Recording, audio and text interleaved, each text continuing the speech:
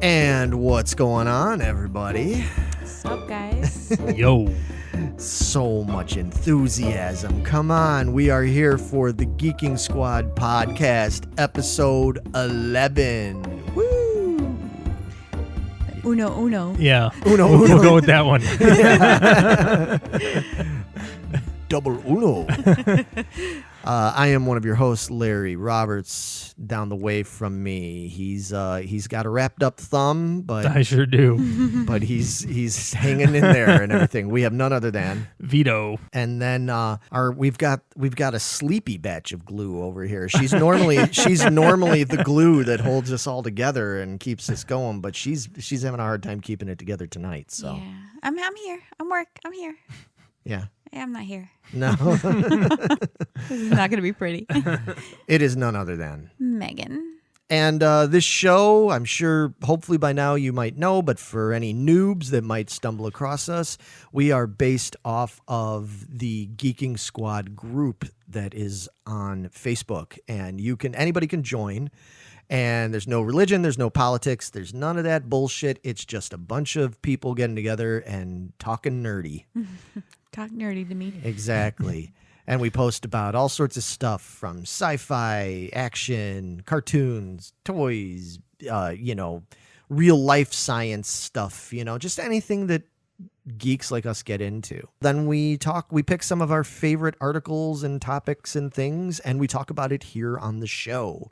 And that is what you're going to get for the next hour, roughly, give or take. But before we get into that, I guess I don't really need to ask you guys how you're doing because, as we already said, Vito managed to somehow slice his thumb open. Yeah.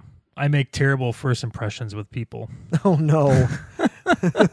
Why? What happened? What did you do? So I'm training someone new at work, and I'm like, all right, so this is how I separate the boxes, and this is how I'll open the box. And as I open the box, it's a cardboard cut? No, it's a box cut, a razor blade cut. And it filleted my thumb. Like, I saw it go whoop, and then blood was coming out. I was like, uh-oh, I'll be back. And then 10 minutes later, I had a wrapped up thumb.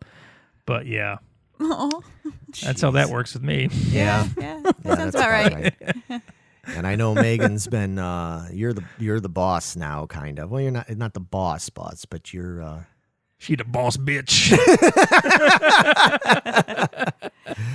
You're kind of you're in charge of a lot of stuff now. I'm in charge of a lot of stuff. They are keeping me very busy. Yeah. So I'm tired. She's trying to be the glue there and here. It's just we're all running you ragged. You're running me ragged. I can't keep up with you guys. Too old.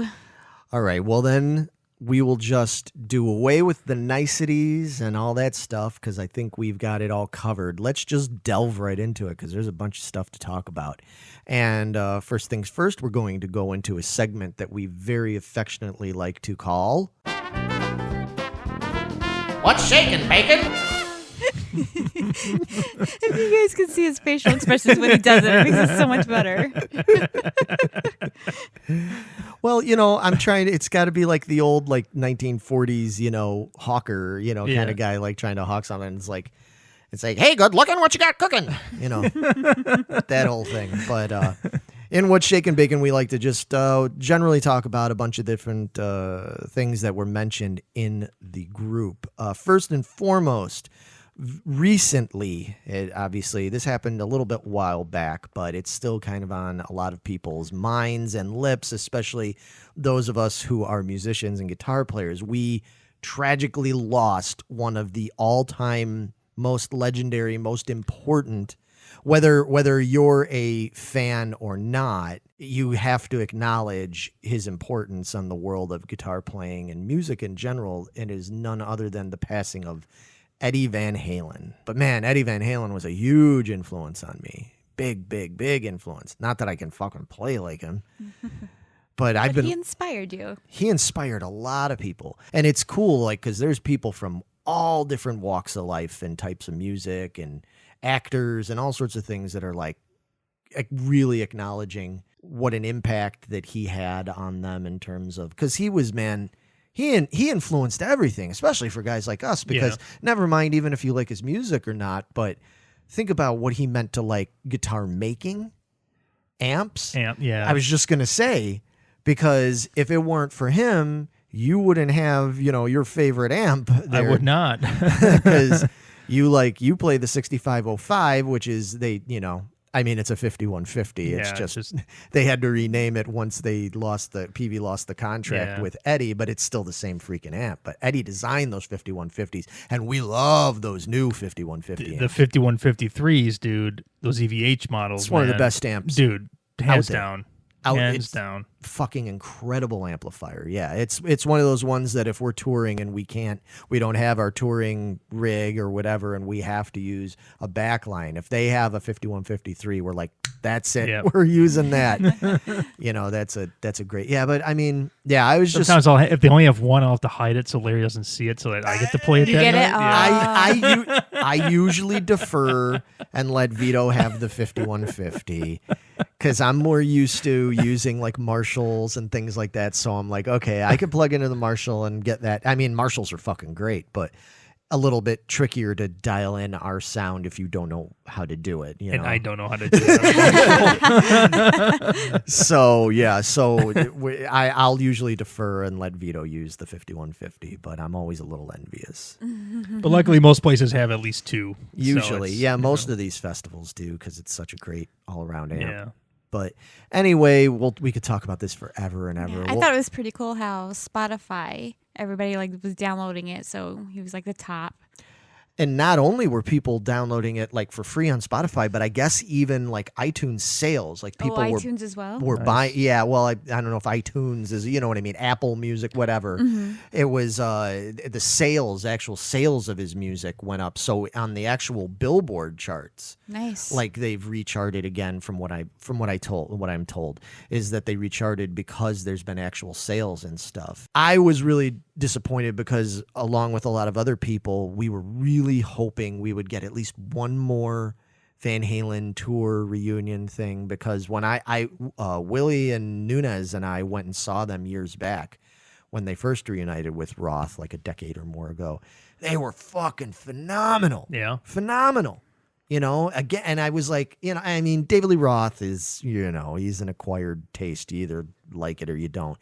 Roth is what he is. But the rest of the band, and Eddie had his son Wolfgang singing and playing bass, who was only a teenager at the time, fucking amazing.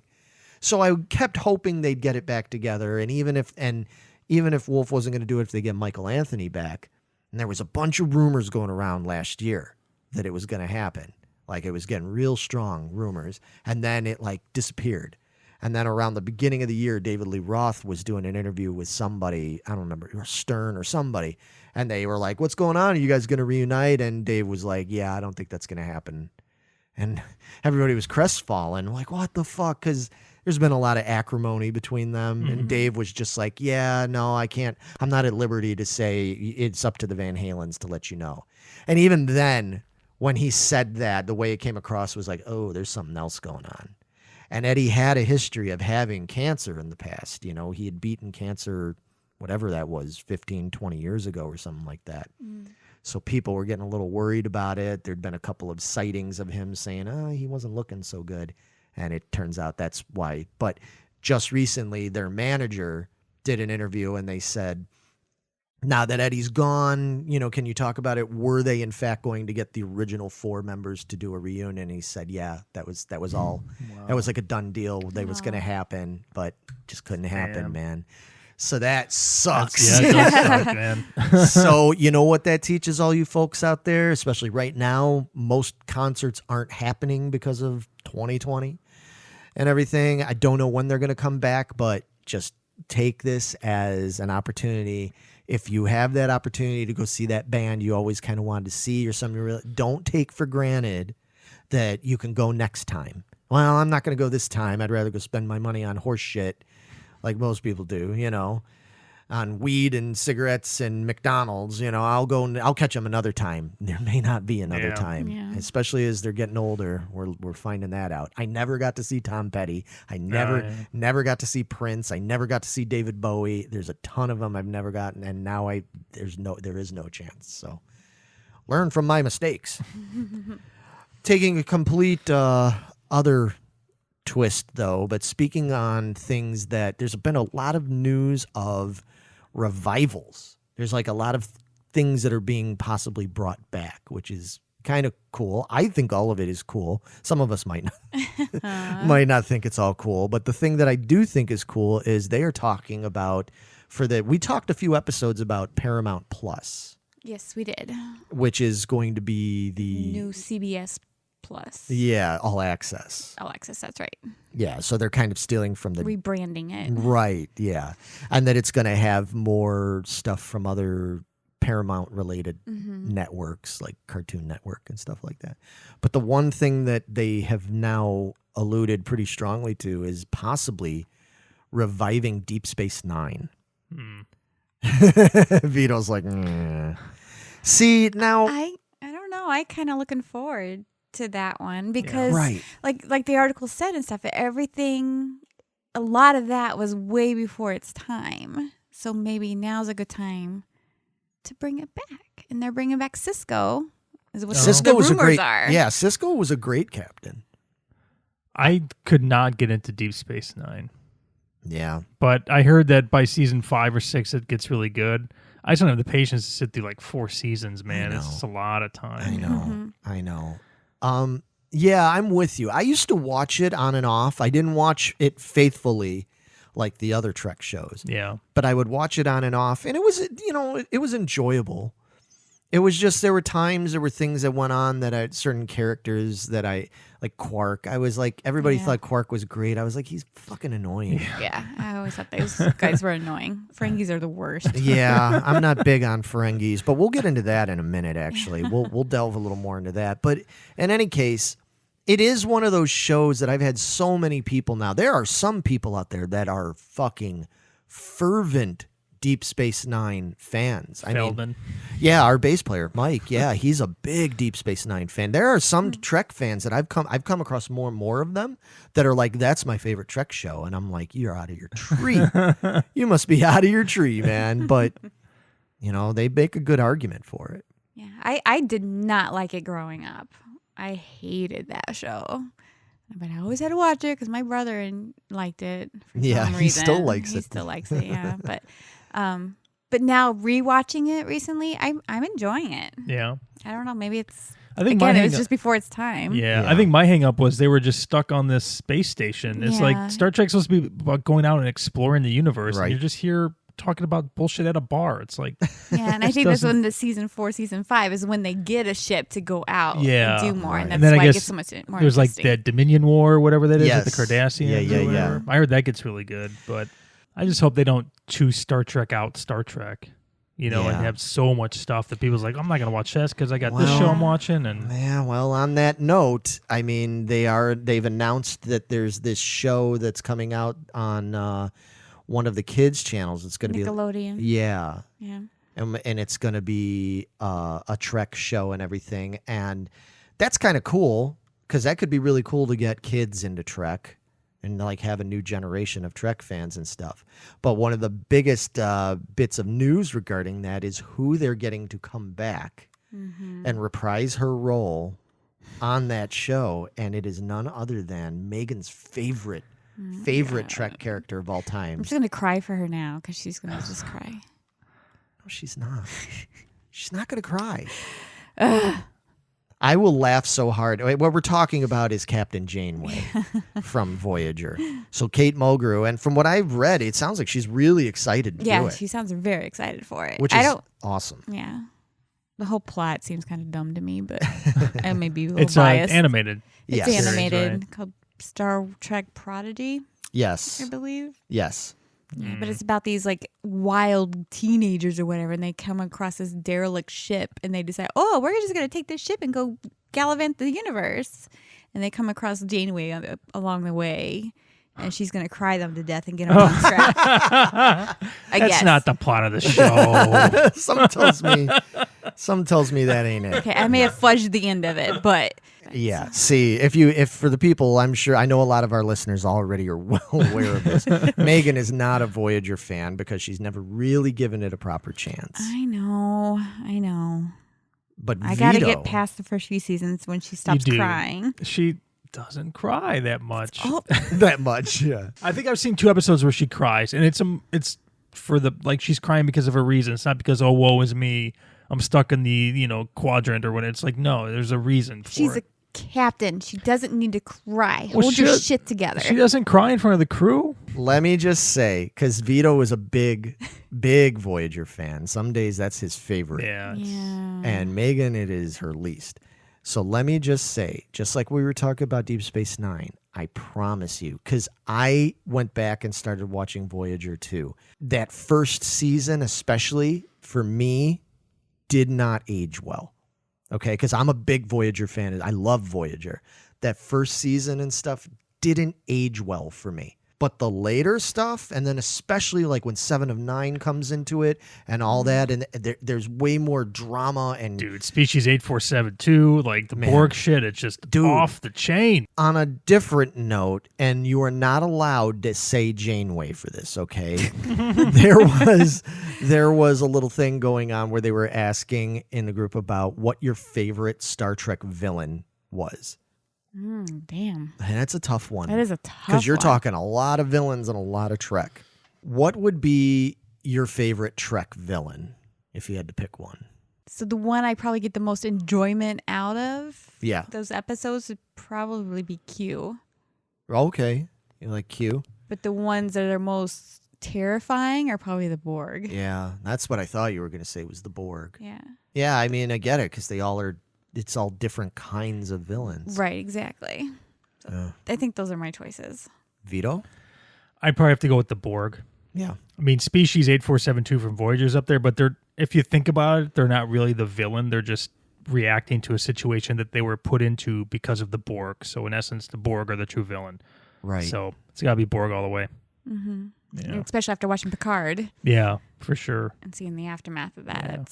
It's a tough one, man, because again, they're all different. I mean, my initial instinct is to say Khan, because Khan is such that quintessential like villain, you know what I mean? He's such like the match, you know? I mean, like Kirk never really, I mean, I guess he did finally in Wrath of Khan defeat, quote, I'm putting air quotes here, defeat Khan, but even then, he still really, I mean, only reason he did was because Spock gave his life to fucking make it happen.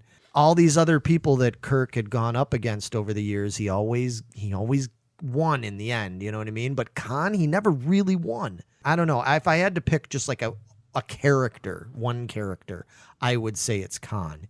If I wanted to pick like a race, it's the Borg. All the other ones, it's like Klingons, Romulans, any of them, I feel like you can defeat them, you can outclass them, right. And you can sympathize with those guys. You can't really sympathize with the Borg. Well, you can now. Well, I mean, I guess the 7 of 9 when she defected or whatever. But then But then they don't really become part of the Borg collective. They're an outside force now, so...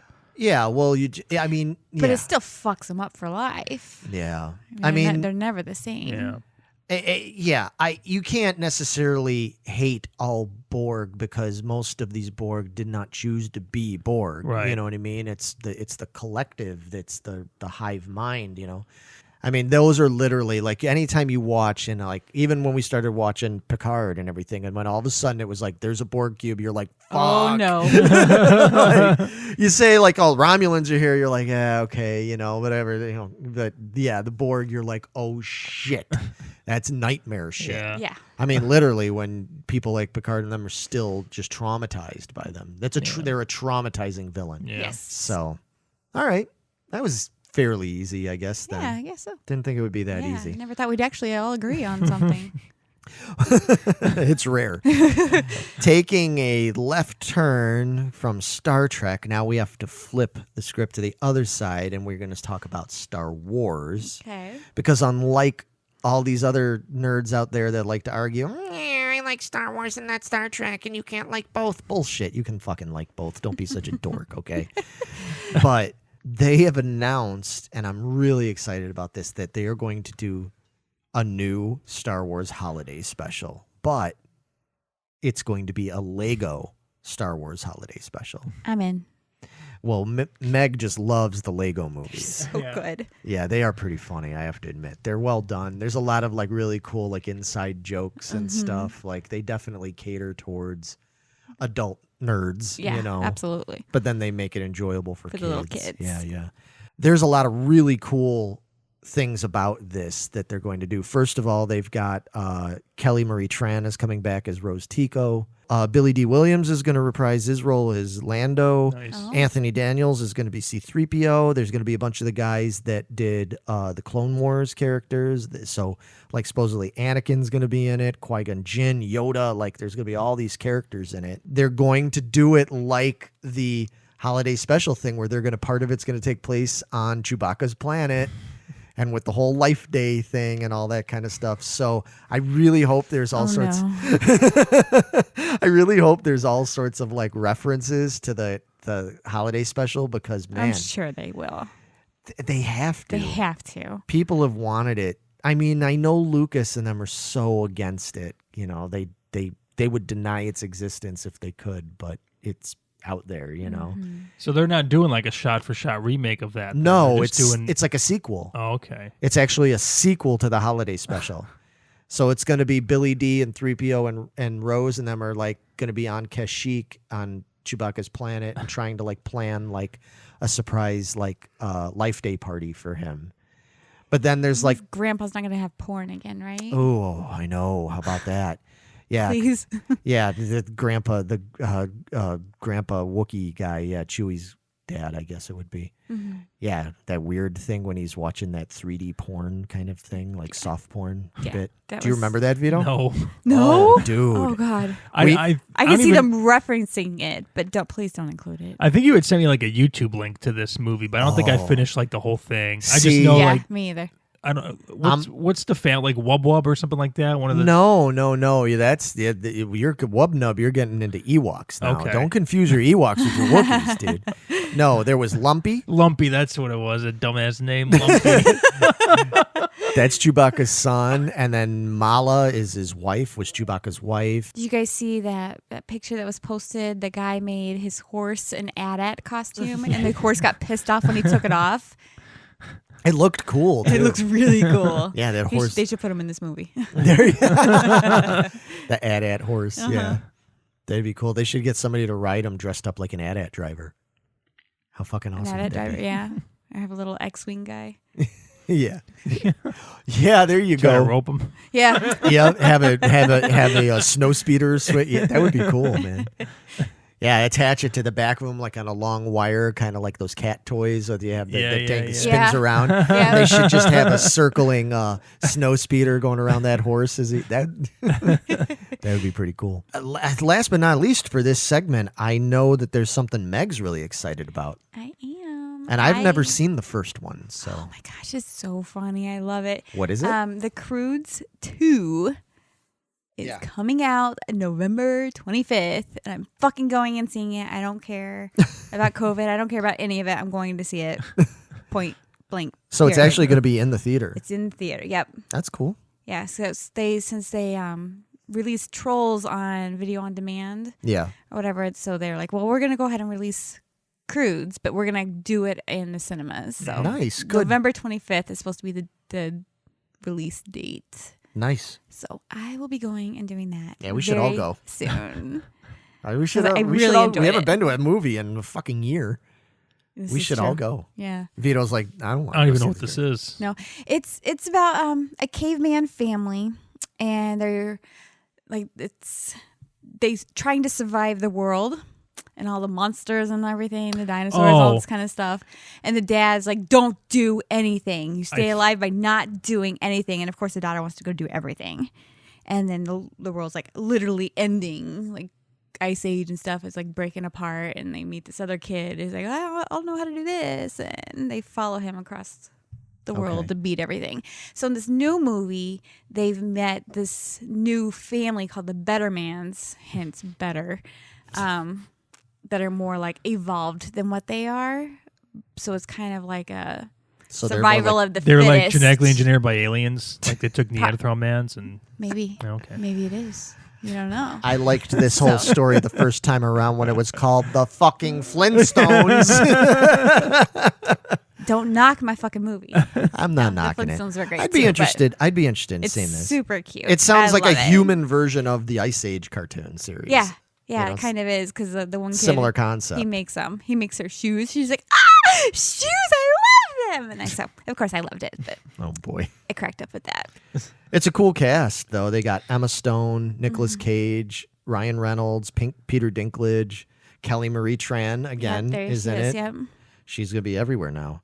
Cloris Leachman, so it's pretty cool. Mm-hmm. Yeah, I should go. Maybe I'll go watch the first one and I'll see what I think, and then maybe we'll see. Maybe we'll see if you'd be interested in the second one. But yeah, we'll see. Maybe we'll go see it. I will definitely go see it. Time will tell. Time will tell.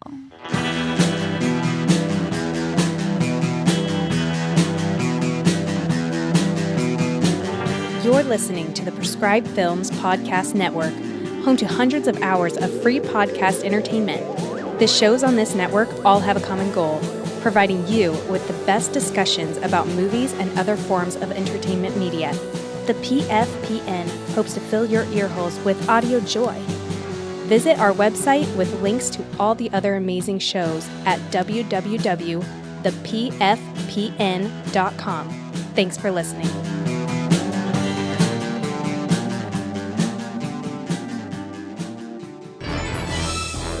Squad Talk. All right, guys, I think it is about that time that we get into a little bit of Squad Talk. And this is where we pick a topic or a couple related topics and we delve a little deeper into it. This is it's been a while since we've got into like any sort of science talk kind of stuff because we love that kind of shit. We'll always be talking about outer spacey things or different stuff, but it's been a little while. But this still kind of ties in with my nerdy Star Wars stuff that I love. But they have finally, although it's not quite what you would hope for. Step in the right direction. But it's a step in the right direction. They have finally created a real retractable plasma lightsaber. Plasma. It makes you think of Earthworm Jim. Ever hear of plasma? Earthworm Jim. Wow. Man, oh man. But yeah, this guy that he's on YouTube. He's been around a while, and this isn't the first time he's delved into this stuff. They call him the hacksmith. His name is James Hobson. But he's been for a while now trying to develop a lightsaber. And previously he had developed one where it was more like the prop where it had the hilt, but then it had the rod. Because if you've ever seen the lightsabers they actually use on set, they have an actual rod blade kind of thing so that they can connect. And they may not do that anymore. I don't know if they still do that now because CGI technology's gotten so much better. But back when they first did lightsabers, they always fought with actual rod saber kind of thing so they could connect, and it was easier for them to then go in and add the laser sword graphic over it and everything. So what this guy did was he made that, and he had to hook it up to this big pack kind of thing. It looked almost more like a Ghostbusters pack you had to wear on your back. And it would make it light up and glow, and it could slice through things and everything. But it really wasn't a lightsaber. It really wasn't the same thing. But this thing that he made it's more like that, right? It's like, did you watch it? Yeah, he's using like liquid propane or something. Is that okay? That's what it is. As the energy source. I saw some of it, but I didn't see. He still has to hook it up. It's not like a free form thing you can just pull right off of your belt or whatever. No. He's got, I think he had like a big backpack, and then the tank probably attached to his hip, or it might even be on the backpack. Right. But yeah, it just sounds very dangerous, man. I don't know if you want to walk around with a tank of propane strapped to you. Yeah, no? I don't know. I did watch some of it. Like I watched when he actually was like cutting through metal and stuff with it because, dude, this thing burns at 4,000 degrees Celsius. Yeah, that sounds like a terrible idea. Yeah. Well, and I'm just laughing because this guy's like holding it and talking to the camera, and he's like, I did it, I made it, and he shot, and I'm just like, oh God. But like, I get nervous sometimes when I just pick up like the butcher knife in my kitchen. Right. Because I know, much like Vito with his damn thumb, I know. Things will turn on you in a second, man. Exactly. Things can turn on a dime. And next thing you know, you're missing flesh, Yeah. And just the heat coming off that. I mean, I was going to say, how how's can you he even holding withstand it? that? I mean, but he was. I mean, you saw him. He had bare arms. He was wearing like a fucking t-shirt and shit. Wow. Yeah, I mean, maybe he's just fucking bullshitting all of us, and it's all just CG that he fucking made up on his YouTube well, channel. people claim that, but he goes through step by step how this stuff is made. I mean, the dude has over 10 million subscribers. So he must be. He must be legit then, right? Well, no, but I'm just saying. No, that's not what I meant. No, he ain't faking it, man. He's got 10 million. What I meant was he has plenty of people calling him out on stuff that he's got to, got to prove to and everything. And I mean, from what I watched and read of it, and it looked legit, but I know that everybody's like been going on for years about like, wouldn't it be amazing if they could make a real lightsaber? Wouldn't it be amazing? And I'm like, not really. I mean, yeah, it would be amazing, but it wouldn't be good. No. It wouldn't be good. I mean, you have to worry about, like I just said, you have to worry about if you see somebody coming with a knife or a sword or a pipe or a gun or anything like that. Now you got to worry about somebody having a fucking blade that burns at like 5,000 degrees. Like there's no way you can possibly survive all the other things. Somebody can hit you with a pipe, you might survive.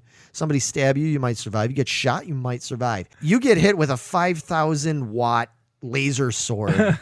You're done, son. Yeah. Just ask Han Solo. You're done. Yeah, I ask Anakin Skywalker. Yeah. That motherfucker, if somebody comes at you and they got the high ground, you're toast. You're Vader toast, man. I mean, it is interesting, but what kind of weapon do you think would be cool to develop? I mean, besides a lightsaber, because I think we all agree a lightsaber is just a bad idea. But like, what kind of weapon don't we have that you're like, man, or even like, what kind of technology do they have in Star Wars that you're like, don't focus on fucking lightsabers, focus on trying to make this happen? Like, what would you think would be like worth your time more? The space jumps.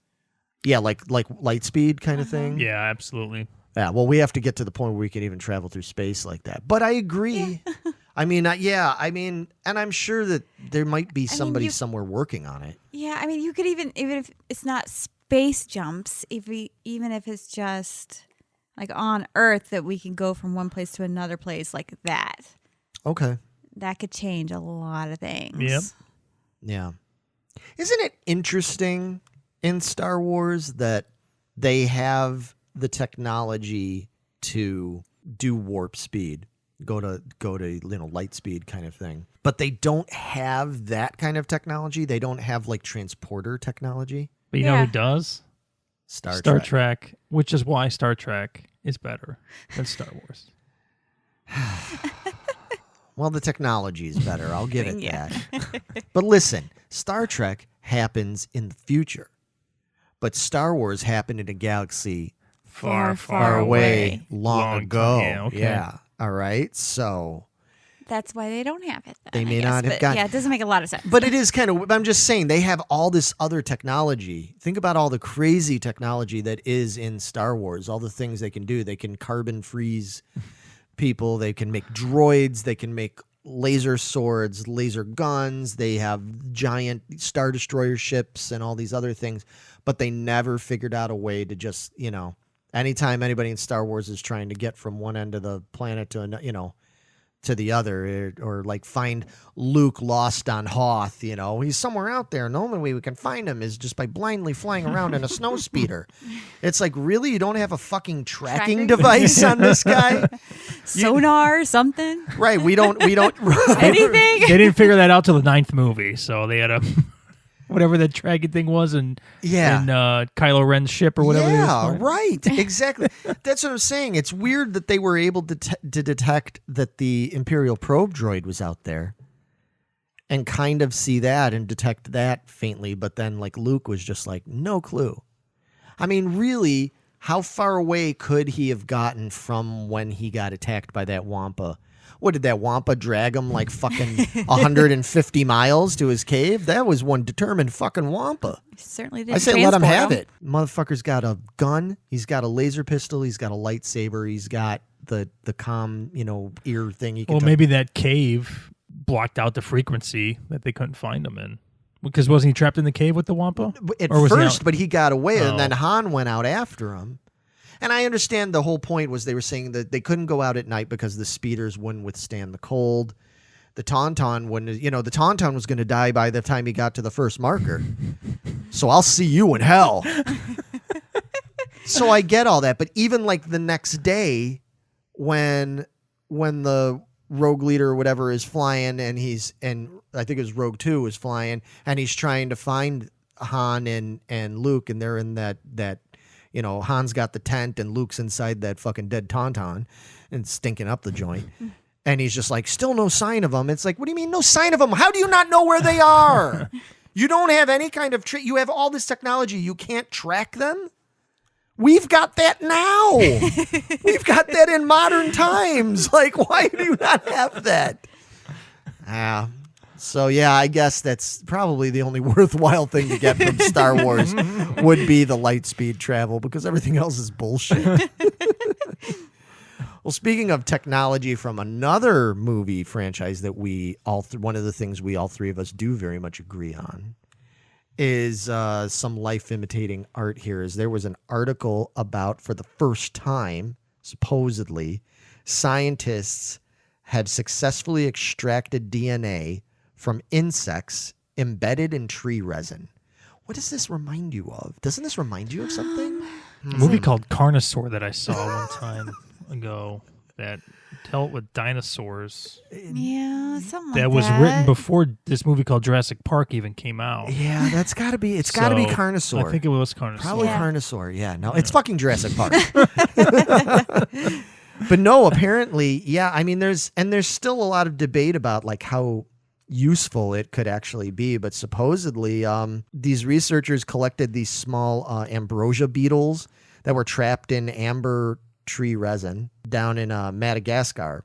They believe they can extract small bits of the DNA, and I'll be curious to see like what they could do with that. Now, I mean, we've talked about this before, but now that this is like something that's legit in the news, where it's like, hey, fuckers, guess what we can do now, or might be able to do? Do we think this is a good idea still? I know we talked about this when we did our Jurassic Park discussion, but it's still a bad idea. Yeah. I mean, never mind even, let's say it's not even just dinosaurs. Like, what if they could even just bring back other animals, like a beetle? I'm saying. Well, I guess what DNA did they extract? Was it the beetle DNA, or is it? Yeah, because it's not like a mosquito where it sucks something else. And they're still claiming they don't think they'd be able to do that. They still think that they wouldn't be able to get it from a mosquito and make it viable to. Right. They still say that's fiction, but because I don't know what the time frame is for DNA before it like totally deteriorates, where you can't even get any more like useful info out of it, you know. But but what I'm saying is, if they were able to then start getting to the point where they could extract DNA samples from other possible old like preserved, like what if they found the remains of something like a woolly mammoth? Or, I was just gonna say there was actually talk about them trying to clone a woolly mammoth. Mm-hmm. Right. Yeah. Because they're only about 10,000 years old. I think the oldest skeleton or whatever they have remains. Something like that, yeah. So, I mean, do we think that's like a good idea to start bringing those things back? And maybe just because of the year we're in. I was just going to say that. It just seems like a really bad idea, because if you bring it back and possibly it's carrying something from what the old if one, right, and they bring that back and we don't have anything to fight that. What if COVID is a result of maybe some scientists that did exactly this, Yep. and now they came out with this article to cover it up? I'm just saying, guys. Just saying. Just talking. Just a couple people here talking in the basement about something. So I don't know if I believe in that, but I do believe that, especially I do believe that if they had the opportunity, I do think that they would try to bring these things back. And I agree with what Meg says. I just get of the mindset that when things go extinct and they're gone, it's kind of like for a reason. Now, that being said, I do realize there are a lot of things that are going extinct now, or have gone extinct in the last several hundred years, because of humans, and that we've caused their extinction and everything. So you might want to sit there and say, well, what about them? You know, if you could bring those back. It's a little different. I'm more concerned about, I mean, because I even think about things like that, like when we've talked in the past about time travel. And everybody's like, it'd be so amazing to time travel. And I'm like, would it be though? Because your body is used to the way, the environment you live in terms of the, we don't have to worry generally about so many of the things like smallpox, typhoid, and all these plague. things that that we have become, immunized against and stuff. And we don't know what other things we could run into from back then, because I'm sure there's stuff that just wasn't properly documented because they didn't know what the fuck it was. Yeah. And bacteria and germs and different things like that. So if we were to go back 1,000 years and try to live there for a week or a month or a year or something like that, like what would that potentially do to us? And then couldn't that be like the reverse if we brought something back from 1,000 years? Right. What they need is like a special body force field to protect you when you're going back in time. And then you need like a decontamination thing before you come back. Yep. It's like you need like a little period, like a TARDIS to go into I and wonder- decontaminate. Like the TARDIS will always protect you. Has that ever been like written into any kind of time travel story or anything like that? That sort of thing where you have to do something like that? It was in an Outer Limits episode from the 90s that's called cool. Patient Zero. Okay. It was, is it Michael Rooker? Yeah. Yeah, he's in that episode. He has to go back in time like 1,000 years or maybe a few hundred years to find out who this one person was that was carrying this virus that obliterates like the future of humanity. Okay. And every time he comes back to the future, he has to go through this decontamination process. So that's sort of what you're talking about here. Kind of, yeah. I mean, that's the general idea. But yeah, it'd be interesting if that was like a thing, like all the time, no matter what, even if you weren't going back to find some dude with a virus or whatever. Yeah. That'd be kind of an interesting concept. I'm claiming ownership of that right now. I'm putting this out here for legal purposes. I'm sure it's been written into some story somewhere and everything. I was just curious if anybody knew. If anybody out there knows and is like, oh, that's totally from this book series or something like that, I'd be curious to know. We need more recommendations from people, man. You people got to get on it, man. Like, yeah, we got that one recommendation. I can't wait to check it out. Yeah, what was it? The 3-body problem? Yeah. Yeah. I already got it downloaded. As soon as I'm done with the book I'm working on, it's next. cool. Let us know. I will let everybody know. But yeah, I don't know. I don't trust humans to make the right choices when it comes to these sorts of things. You know, it's like, I'm not against cloning in general because I think there could be good things, benefits of doing cloning stuff. And I'm not against, various researching and of stuff. And I just don't trust what they're going to do with it because next thing you know, it's like we've turned into like Tokyo in the 1950s and there's some giant monster coming out of the sea at us, some kind of man-made Godzilla type, Mothra type creatures. And it's like, well, we were experimenting on this in some lab over there. And it's like, oh, great. Thanks, guys.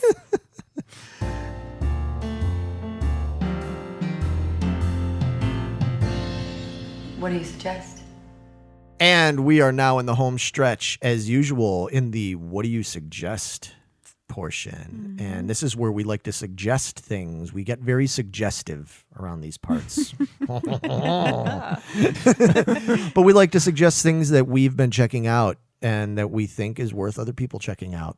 And as usual, I will start with Vito. So I was really gung-ho to recommend Tremors Shrieker Island, which is the 7th installment of the Tremors series. Okay. It just came out as of this recording about 2 days ago. Okay. And I got rushed home to go watch it. I ordered a pizza, and I made the mistake of watching it when I was tired and after eating a piece of pizza. Well, a couple pieces. I was just going to say A a piece of piece. pizza. Never just one piece with me. No. But and I was watching it. It was amazing, and then I fell asleep at some point because I was so tired. It's a great So recommendation. I haven't watched the entire thing yet, but I'm going to this weekend. Yeah. And what you saw was Yeah, awesome. and what I saw was awesome. Yeah, Yeah. because no, it's a Tremors movie. I was dude. just It's going to gonna say, be awesome. you're a Yeah. big Tremors series It's fan. my favorite creature feature franchise of all time. That's hard to say. Yeah, it is. Creature feature franchise. Favorite creature feature. Oh, wow, that's hard. See? Favorite creature feature fan. No, god damn it. That's so hard. Favorite creature feature franchise of all time. Yeah. Holy shit. And you can't say without going franchise. Right. Oh, my. Francis. All right. Well, definitely let us know because I'm curious to know more. I don't know if I saw anything beyond Tremors 2. I probably haven't either. Really? I think I Maybe only saw the 3. first 2. I want to say maybe I did see 3. That's ringing a bell. Ass blasters ring a bell? Yes. Okay. Ring that bell. Yeah. Yeah. I think I saw the first 3. Okay. Is what it is. I never saw 4, 5, and 6. 4, that's like in the Wild West. It's I like did the not- origin. did not yeah, see it's that. actually pretty good. Then 5 is like a new, not a reboot, but they kind of re-envisioned what the Tremors look like because they go down to South Africa. Jamie Kennedy is in it. He Okay. plays Michael Gross's like sidekick for that one and Gotcha. number 6, and then now is the 7th one with Napoleon Dynamite himself, John Yep. Peter. Yep. Okay. Yeah, Maybe I'll check out the other ones. good stuff. All right. Well, let us all know. Megan? Yes. Yes. May I help you? What is your suggestion? I have been addicted to this little game, this little app on my phone called Disney Emoji Game. And basically you just play, it's like a matching game. Okay. And you get to all these different like emojis, you get to pick them. They all do different things to like when like you paint flowers and it blows up all these emojis and like one gets rid of the whole bottom line and just random stuff like that. But you actually get to earn all these Disney emojis that actually go into your phone. So when you're texting, Oh, no you shit. have actual Disney ones you can put Oh, in there. That's It's actually kinda cool. awesome. So you can have little Donald Ducks and Mickeys and things like that to put in your texting. Yep. Well, that's Yeah, nice. so if you guys randomly get them, you know why. All right. Yeah. Because I got it and I just want to. I was just going to say, because I don't think I've gotten any of those from you. So I guess I'm just not special, you know? Yeah, there's for special people. Jeez. Okay. Well, that sounds cool. Yeah, Okay. I'm enjoying it. And that's just an app you can find in It's the just App a Store? free app, totally Okay. free. Oh, nice. Nice. Yeah, you get free lives and free gifts and on a daily basis. So Oh, cool. Okay. Nice. I enjoy it. That sounds cool. All right. Well, for my recommendation, I am going to recommend toys. No. I haven't The recommended. movie? No. No. Not that. No, actual. Fun toys? Well, I think they're fun. I think these are cool. I haven't recommended any toys in a while, but these toys are from the Hasbro Star Wars Black Series. But more specifically, they just recently came out with a small limited edition mini set of the 6-inch Black Series figures, and it's all the Mandalorian characters, or it's a bunch of Mandalorian characters. But now these have been out previously, but what's significant about these is that they are called like the carbonized credits series. And what that means is, in fact, I have one here. Not that you guys can see it, but I can show my compadres here, is that these figures, unlike the other Black Series figures that come in a box, these come on a blister card where the figure is like an old school card, you know, and it's done to look kind of old school and everything. But if you look at the paint app, I have a Cara Dune figure here. When you look at the paint apps on these figures, you can tell that they've got this kind of different carbonized, motif to them, and it comes with this credit. Yeah, what is that? That is one of the Beskar credit things that the So you can Mandalorian upgrade gets. the armor or whatever? Yeah, for Oh. the metal, whatever the precious metal is that they use. So it comes with a little replica of that, which is really neat, and it Yeah. only comes with these figures. And probably my favorite part about this is the package art is the artwork they have at the end of every Mandalorian episode when they reenact or whatever through art some of the key scenes from the episode you just watched, and it had that. We all commented Yeah, on it that's that's all great amazing. stuff. when we did our Mandalorian retro review thing and stuff, when we were talking about how great that artwork is. They actually used it to put on the card, and then if you look on the back, they have a full version of that artwork from the credits, from the end credits. Nice. These are really cool. These are very hard to get because they are limited. This Cara Dune was from Target. It's a Target exclusive. If you want the Mandalorian himself, he is an Amazon exclusive. There is a heavy armor Mandalorian where he's got the big bulky armor, like with the flamethrower kind of thing and stuff.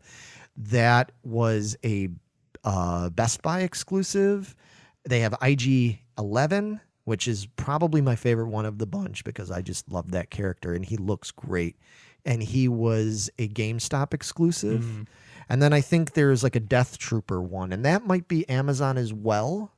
I will include links for all these for people. If you're like, oh, those sound really awesome, look in the description below, whether you're listening to this on Podbean or something like that, or if you're looking at this and listening to this on YouTube, it will all be in the description for you guys to go find these things. But they are tough to get. It was, I was lucky to get my hands on these, and some of them are still kind of, I haven't gotten the Mandalorian yet or that Death Trooper. I have the other ones. They're just coming out now. They're going to be coming out between now and Christmas. So if you're interested in these, folks at home, jump on them. If you need more information or anything like that, you can always message us. And with that, we encourage you, please message us. Please leave us your comments, likes, all that kind of stuff, because we highly encourage it and want to hear from you. Yes, please. Yes. And as always, before we go, we love to recommend other podcast shows or YouTube channels or whatever for you to check out, because it's not all about us. As much as we love you guys listening to us, we also encourage you to check out other shows, because we've got ones that we're big fans of, or some that we're friends with, or ones that inspired us. And a show that I really enjoy that's been going on for a little while now, and it's part of the Fire and Water Podcast Network. It's a show called Supermates. It's the husband and wife geek cast. And it's this guy, Chris. He's been a regular on the Mego Museum Forum for a long time now. Really, really good dude. Super good guy. Very knowledgeable of a lot of stuff. Very cool. And his wife is cool too, Cindy. And they do a show where they talk about, you know, all the kind of stuff like we talk about. But what's in particular really cool about this time of year, right around like October, November, is they do a whole thing where they talk specifically about classic horror movies. Okay. And it's my kind of horror. Like they get more into like Hammer films and stuff like that, and classic Universal horror. They delve more into that kind of stuff, the Gorgon and all those great movies I used to watch on like Saturday afternoons and Saturday evenings, and that would scare the shit out of me because I was watching them when I was way too young. And I know they're laughable to a lot of people now, but to me, this is what I consider to be great horror. But yeah, Chris and Cindy, they have this awesome show. Like I said, it's called Supermates. If you're into that kind of stuff, if you just want to hear a couple, and it's sometimes it's funny how they argue a little bit about never really argue, I guess, but you know what I mean. Bicker like we do. But they just, you know, they talk about their comparing their tastes and everything. And then of course, Chris also does do offshoot things where he's got shows and segments where he talks about toys, which of course, you know, that's my favorite thing. And I'll talk more about that in another episode because it's kind of a separate thing. I'll definitely refer that. But in the meantime, yeah, go check out Supermates Podcast. You can find it on the fireandwaterpodcast.com network. So if you go to that link, I will put it down below. And let them know that we sent you, please, if you go check it out. And hopefully you'll enjoy it. And on that note, I think it's time to say adieu. Adios. See ya. Thanks for checking out the show, everybody. We'll see you soon with episode number 12. We got a whole dozen. Man, crazy. Make a whole cake. Yep. Whatever. I'm done. Yeah, Megan is done braining for tonight. Yep. All right. Bye, everybody. Bye.